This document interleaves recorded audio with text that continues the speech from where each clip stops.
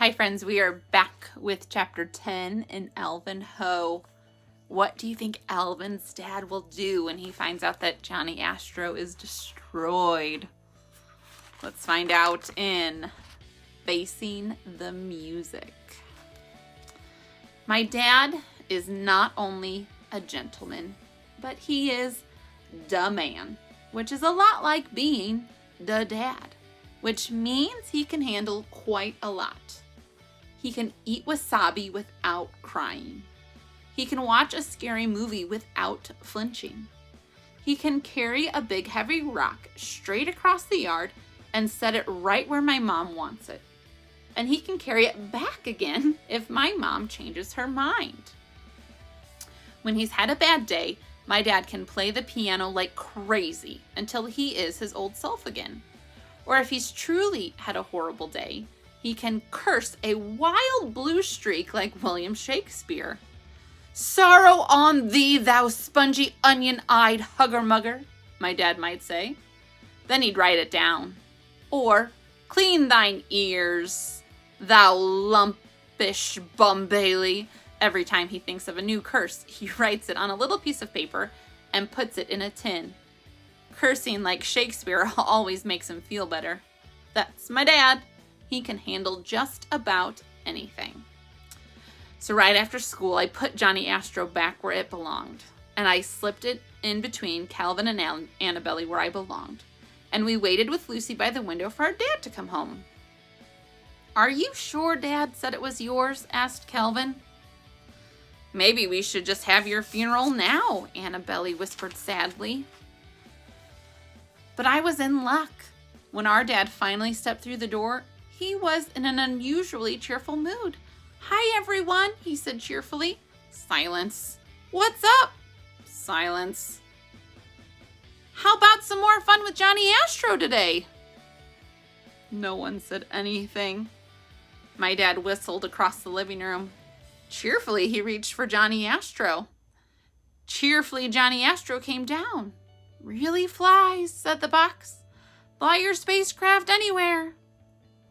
Then my dad opened the box. His whistling stopped. His breathing stopped. His feet stopped. Then he staggered backward.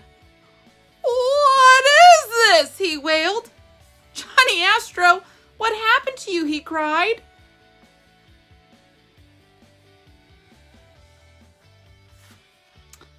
Then he really cried. He put his head in his hands, and his shoulders went up and down. Carefully, I put my arm around my dad. "Crying is really great. Everything is better afterwards." "Usually." But this was not usual. This was the best toy ever made. "What bootless toad-spotted bladder did this?" my dad howled. "I'll see thee hanged." Gulp. "What happened to my Johnny Astro?" he screeched. And my mom rushed in to see what was going on. "Alvin!" my dad bellowed. My chin quivered, my face wrinkled. "Dear, you know Alvin can't speak when he's frightened," my mom said calmly. "This isn't about speaking," my dad said. His teeth were clenched. "It's about respecting other people's things." I wanted to cry, but I couldn't. I had to save it for when things really got tough, which I could see coming faster than a meteorite falling from the sky and aiming straight toward me. "Maybe it was an accident," squeaked Annabelle. "An accident!" howled my dad. "How can an accident happen on the top shelf?" "Maybe he needed a good show and tell," said Calvin. "And the accident happened on the bus." "What?" roared my dad. It was time. I began to cry. Crying is really great. It is a good way of softening the blow coming to you. And it helps if the tears run off your chin and you slobber a little and your eyes get puffy and you are a real mess. "Oh, Alvin, you poor thing," said my mom, which really helps too. She put her arms around me. If lightning struck, it would have hit her first, which is probably one of the rules of being a mom.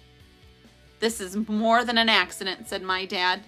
He held up a newly repaired and heavily bandaged Johnny Astro.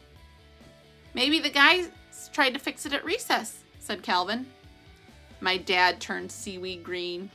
Then he turned sea foamy. Then he turned pomegranate, then grapefruit, then orange. Normally I like orange. It is the color of tigers and sherbet and sunsets and mango. But I did not like this orange. It was danger alert orange, which is only helpful around construction sites. Annabelle and Kelvin stared with their mouths wide open. Getting busted is the best spectator sport around our house. Except when you're the one getting busted. "My Johnny Astro," my dad wailed. He put the cover back on it and hugged the box sadly. Then he marched off to the piano like he always does when he's had a hard day and played like a wild, savage beast. My dad learned to play the piano when he was about my age, so when he plays, he sounds like Brahms, even though his fingers are as thick as bratwurst. As long as he was playing, I was okay, and the longer he played, the more okay I was going to be, because as we all know, music is medicine. The more you take, the better you feel. Finally, he stopped. "Alvin needs piano lessons," said my dad. "It will keep him busy. It will give him confidence. It will change his life." My dad paused. "It might even give him a good show and tell," he added. And so it was decided that I would take piano lessons, which was really marvelous. I was expecting a grounding, but instead I was going to face the music. "Thanks, Dad," I cried. My dad said nothing. I wanted to say something else, something that would make my dad feel good for taking it easy on me, but I didn't know what else to say until I thought of something. "Someday when I'm old and beastly and have sausages for fingers, I will play the piano just like you, Dad, instead of punishing my kid for destroying my Johnny Astro." Hair grew on the backs of my dad's hands. He looked strangely beastly again. I think he needed more music to soothe his soul. Read to see what happens next time with Alvin and his piano lessons.